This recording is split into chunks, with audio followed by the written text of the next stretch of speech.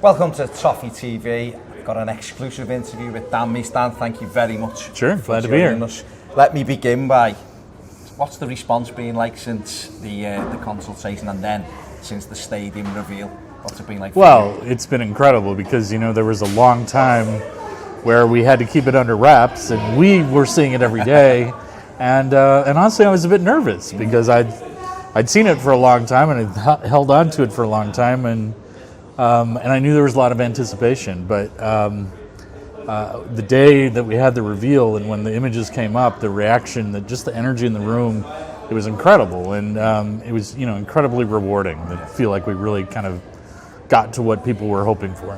How difficult was it to? We were doing the same messaging. What's it like? How difficult was it to keep that to yourself? Yeah, it was definitely hard because it was quite a while, and I had already gotten into the engagement with the fans, and so it's hard to see thousands of people saying, when are we going to see something? You said you were going to update your website, and it hasn't. You know, are you not working on it? And so it was difficult. I'm not great at keeping secrets anyway. No. Well, I mean, it's quite a big one, and you've got a lot of people who are chasing it. What's the engagement like with the fans? Because I know what our supporters can be like, and obviously, you know, you are quite open in that you do have that back and forth with them. Yeah. You know, do you find it?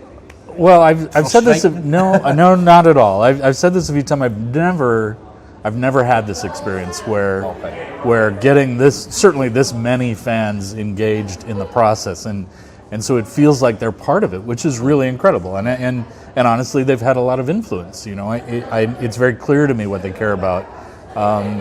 Where it's always a little funny is when I start to tweet something that has nothing to do with football or nothing to do with Bramley Moore, and then I get into a different kind of engagement. But it's been incredible. It's like having a family, extended family, and we're doing this together. So and you know, it's not just doing something. It's like having a child together. It's something that's so important to everyone, and I really appreciate that. So yeah, I've never had anything like it, and I don't think I ever will. It's hard to imagine another club that I would ever have this kind of feeling for. Well, I mean, we've seen you with your 1878 stuff in your offices, and you've talked about Everton, and it's quite obvious seeing the way you speak about the club and your designs and the enthusiasm that you get it. Why Everton? What was it about this club that attracted you? Well, I think a lot of it is, you know, I didn't become an architect that designed stadiums because I was just a huge sports fanatic. Yeah. I really recognize that they're a building that people engage in a different way from any other building. I could design the world's tallest building and people might recognize it, but they're not emotional about it. This is something that it's everybody's home. And so that's what drew me to sports architecture. This becomes the pinnacle of that because it's a club with generations of fans that are so emotionally connected to the history of the club, the history of the building, the history of the neighborhood. And so I think it's really about that. It's and I didn't even see it coming. It kind of hit me that this is what I've always wanted to do with this building type, was to feel like I'm engaging with a club and to build them a new home. And coming from one of the most historic buildings in English football, you know, the challenge and the opportunity of all that's incredible. So it's just different. I mean, Goodison Park's a fantastic old stadium. Have you took inspiration from that, from sitting there watching the games that you've seen and thought, I suppose one of the biggest things was how do I replicate this as well as much as you can do? Obviously it's down to fans and everything else, but has that been something that you've spent hours and nights and days and weeks thinking about? I think about it a lot, and I have to tell you, on a daily basis, it's a reminder that we can't lose sight of that because, and I've talked about this a lot, that I think we've seen some of the new buildings in the UK and elsewhere where they provide a lot of incredible new amenities, they're great seats and not obstructed seats and things like that, but you lose something in the magic, or you lose something very physical, like West Ham being so far away from the pitch, and so it would be easy to forget what is magical about a building like Goodison. And I remember early on somebody tweeting to me, and had the column in their view, and I said, I don't care. I'd sit behind a column in Goodison every day before any other stadium because of the energy that you get of that. So it's not something that was just inspirational at the beginning. I think about it every day. How do we capture this magic? It's a lot about the scale of the building and trying to keep it really tight, not just close to the pitch, but the roof close, and it can't be a giant cavernous building no matter what is on the concourse, right? It's a lot about that experience when you're in the bowl, this seating bowl, and feeling like you're close to it. And it's a hard thing to do. I was going to say it's difficult because you see like lots of away supporters see it on social media who've, especially promoted teams or things that come up and say, "Oh, I love this. It's an old stadium. I love coming here and we'll miss it," and stuff like that. So that is the challenge, and for us, it's obviously. For all of us, we haven't gone anywhere else, so to have to think about then moving somewhere else, we want to take the best bit to Goodison. And a winning team is lovely as well, of course, but that is a big challenge for you. Obviously, the site is it's in a fantastic location. But how difficult and what kind of challenges did that represent for you? Yeah, there are big challenges to the site, and I think it's really a credit to the club that they recognized again that they could build this in lots of places, and there were. The club's gone through years of looking at other sites and projects that didn't move forward. So I think there was such a focused commitment by the club and this owner to do this right. And they picked a site that's not only great from the club's perspective in terms of this incredible opportunity to make it iconic, but really from the city's perspective and the neighborhood and the development that it will spur because of where it is. All of those things make it an incredible location, I think, from everybody's perspective. What it does, though, is it adds a lot of complication to the building of the building. I mean, we have a large part of the cost of the building is going to be just making a dock a buildable site, filling it in and dealing with the issues that of building on a site like that is a big part of the cost. So, but again, I think the club was committed to that's something that has a greater good. It wasn't about where's the least expensive place we can build a new building. Yeah. Is it in your experience, is this probably the toughest challenge you've had with certainly with stadiums? Yeah, I mean interestingly, I've built on a river before. I did a football stadium in Cincinnati. That it was. I think we were just under construction, and the river hit its 30-year flood or something, and all of a sudden the whole site was flooded out. And so we instantly realized why we had put so much into raising the stadium up and all of that. My project for Rome, for AS Roma, is also along the river.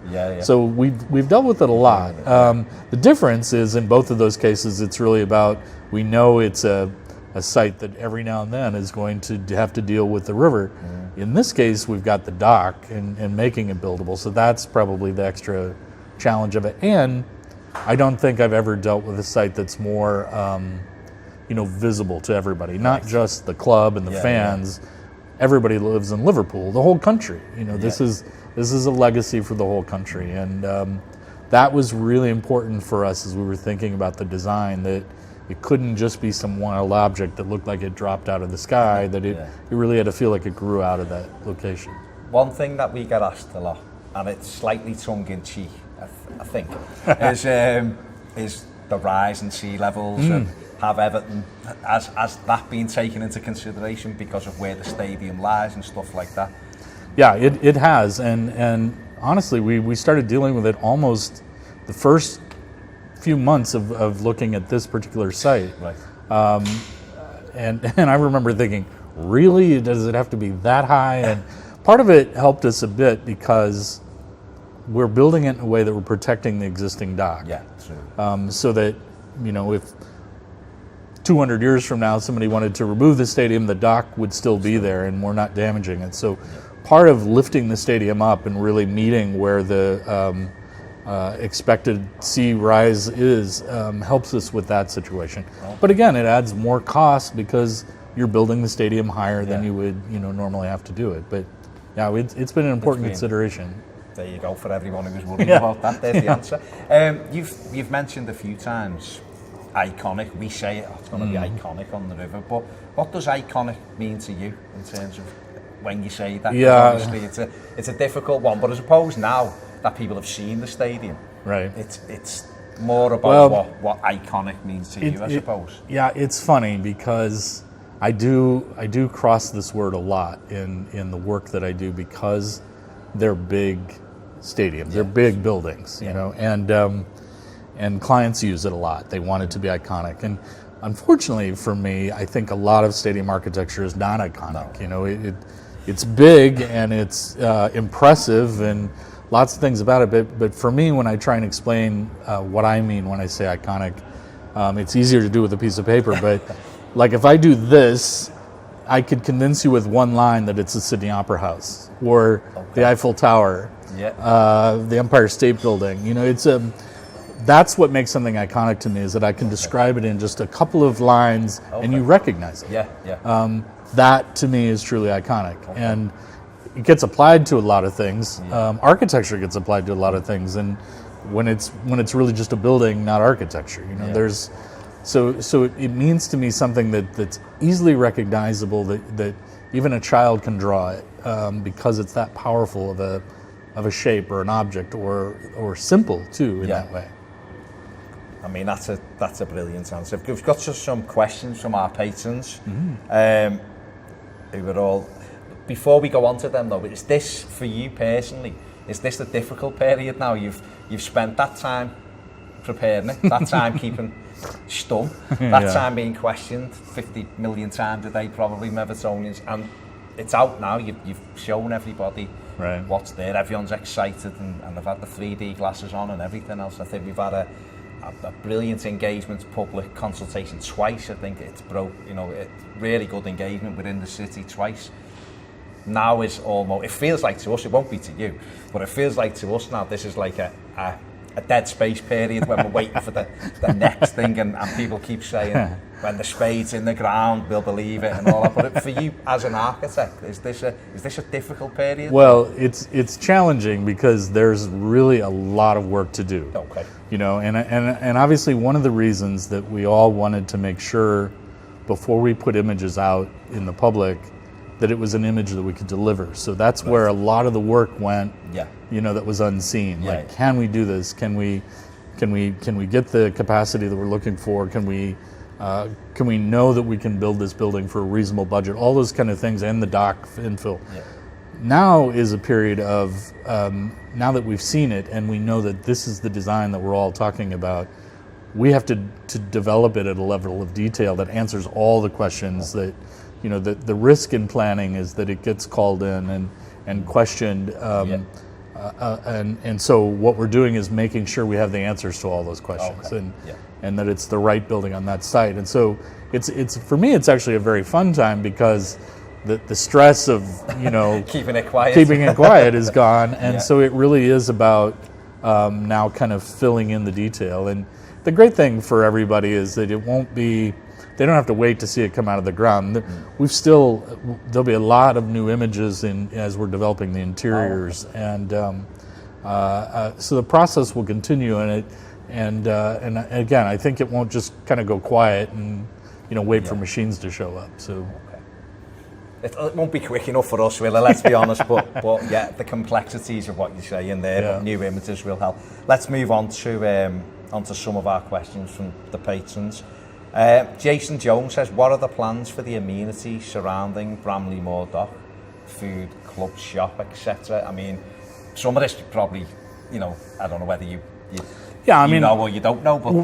what I know, what I can talk about is from my experience, that when you build a building like this, in an urban setting in particular, which this is, and it's a part of this urban setting that hasn't developed very much it's been a little just sort of left behind. It will change, and there will be entrepreneurs that have nothing to do with us in the club, and that will come in and develop things around it too. It will take on its own character. I think it's really going to be a spark to the whole Peel development, because it's at that far end of it, and now it will start to work together. So I don't want them to think that it's going to be just out by itself, because that won't happen. Okay, there you go. Steve Hardy says, can you ask him if he can find a better font for the Everton on the side of the stadium? Apart from that, it's absolutely magnificent. I thought this question was going to a striker. That's where I thought this was heading. But no, the font, and I've tried to say this a few times, that that came from us. It was really just a placeholder. And when we, when we're designing the renderings, the one thing that I always try and think about is, that there's going to be building branding, and whether it's a name of the building. One thing I really want to try and protect is a name sponsor, that Bramley Moore plays a role in that, because Bramley Moore is one of those things that, again, like historic English football clubs, Old Trafford, Craven Cottage, there are these things that... Goodison Park. Right, well, of course, but there's definitely a thing that was about the neighborhood or the area or the road, and those things really carry history to them. So really, back to the renderings and the font, it wasn't a design thing as much as it is, this is an opportunity for us to create some sponsorship. He did say it was absolutely magnificent, apart from that, Steve. I think he lets you off. John Crellin, I don't know whether you know that, well, you will know this. Will there be escalators for the home fans getting to the upper tiers, taking into account some of us are getting older? Yep, I am too. So, yeah. So no. the baby, there will be. There will be. There you go. Rob Diamond says, why does the seating in the south stand appear lower than east and west stands? Could the capacity be increased? But is that just the way the drawing is? Is it the way it looks? Or yeah, is it we do have it. If I understand the question, we do have more seating in the south. The deck's higher. I mean, the seating is asymmetrical in that way. It doesn't balance all the way out. Oh, okay. And part of that is about creating the larger home end. I think what people forget about is that for all of the great things about the site, it's, we are kind of locked in. There is a certain dimension that we can do. And, we studied very early on whether it should be east-west versus north-south and all of those kinds of things. So part of what has always, I think, gotten lost in the discussion about capacity is at some point you can only build so many seats on on that site. So, but again, some of that's still in flux, and what happens is we start to get to that next level of detail, and you actually start laying seats out.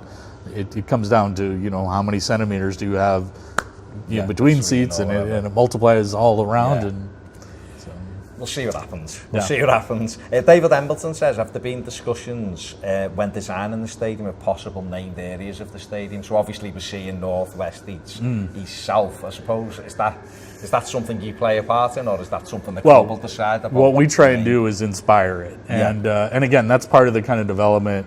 So this would be like the Gladys end or something, right? Yeah, exactly. And that again is really important to a stadium not being, just generic. I think that's really critical. So what we're doing now is we're starting to really develop the interior spaces. That kind of thing will come out of it, and I'm sure there'll be lots of influence. It won't just come from us, but it's something that I will constantly be reminding. Well. Yeah, this is very important. Brilliant. John Hill says, does he still love us, the supporters, now he knows how nuts we are? I do. Here's my one complaint is that I don't have the generations of the ups and downs, and so I'm more optimistic. Okay. I think I don't have a lot of patience for people who turn so fast, on a game, or it's people forget, and maybe this is because I've done sports for a long time. It's really hard, one team wins the championship, and then everybody forgets. It's really difficult. So I'm in for the long haul. Right. So you're still all right. I'm still. He's saying he's all right. John. Don't be so pessimistic. Stephen Kelly says, would there be an option to play other sports at the ground, similar to Spurs, or was that ever discussed? Yeah. I mean, in terms of something as aggressive as, say, an NFL game, I would say no.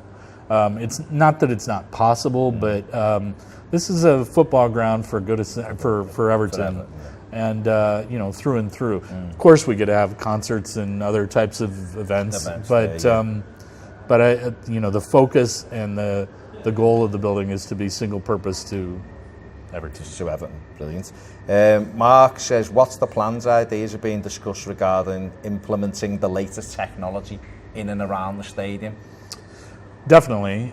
What happens, these projects take years from the time you start to the time you open them, and technology changes a lot in that time frame. Very quickly, But the good thing is we're coming online at a time that we get to look at what's been put into West Ham and Spurs and even Arsenal. Did things that hadn't been seen in so and world stadiums, obviously not just UK stadiums, but so we will be at the benefit of coming on when a lot of technology. The great thing about it is things have gotten lighter and smaller. Video boards are cheap and this thick when they used to be buildings, and LED lighting versus standard lighting. All of those things will be there and make it better. Brilliant. Based on your other projects, can you imagine what kind of impact the new stadium will have on the identity of Everton Football Club, short and long term? For example, is it possible we will attract different if we're going to attract different kind of players, can he? But I mean, have you thought about what impact this has? And I suppose when you're designing it, do you actually think after it, when you come to Bramley Moor Dock on day one as Adam Galloway's asking how you're going to visit after it's built? Of course he is. I may move here. Well, there you go. Yeah. When you sit there, is it possible for you to imagine the impact you're going to have on this club and so many, not just, obviously you're not just there with your sand and cement yourself, but I mean, you've designed this and this is going to take us forward. Yeah, I hope everyone realizes that I have a huge sense of responsibility in that I feel very lucky to have fallen in love with and become part of this club and this process, and it's a daily reminder. I mean, again, social media gives me a reminder every day about how important it is, and it's what's unique about this. It's not just important. Like every team I've ever worked with, the fans want a new building. That's exciting. Let's go to a new building. It's going to give us a home pitch advantage. It's going to be exciting. But this is much more than this. This is about who's the actual identity of the people that are fans of this club, and that's why I'm so precious about Goodison, that there's magic in that it's not just about bricks and mortar, and so capturing that lightning in a bottle and bringing it forward and then being able to influence generations of fans to come, that is what that real responsibility is, and the hardest thing about it is making sure that I never forget it, that it wants to inspire the same sort of love in a place that Goodison did. And I don't think you can do that by just doing some wild architecture, which I get hired to do that all the time. Just give us some exciting thing. This isn't about that. This is really about something that is very unique to this club, to this fan base, and to the site, and to the city. Incredible. Last one. Transport. Paul Roberts is a bit asking about transport, a little bit concerned. I know the club have put out information so far, and we've gone along that. But how do you see the transport problem or issues, so to speak? Yeah, I will tell you that as long as I've been designing stadiums and arenas, this issue comes up a lot in cities because we often have to find a site that doesn't have a lot of development around it because you need a lot of land. What happens all the time is that people forget that the infrastructure is there. Millions of people come to the city every day and they figure out where they're going to park or what their public transportation is. Sure. That's the great thing about building in a city. It really does exist here. It's just not apparent to people because they don't go there right now. So it seems disconnected, but it won't be. It will. All of that infrastructure will develop around it, and I think people will have a far better experience in many ways than Goodison, because Goodison has its challenges. It does, given that it's right in the middle of a neighborhood, and so I think there's much more opportunity here to deal with transport. Not to worry. Yeah, not to worry, Paul. Don't worry. Yeah. Listen, you've heard from the main man himself. He's quite clearly invested in this club and on this journey with us. Our club is in safe hands. Thank you very much for your time. Thanks. Dan. We appreciate it. See you later. Thanks.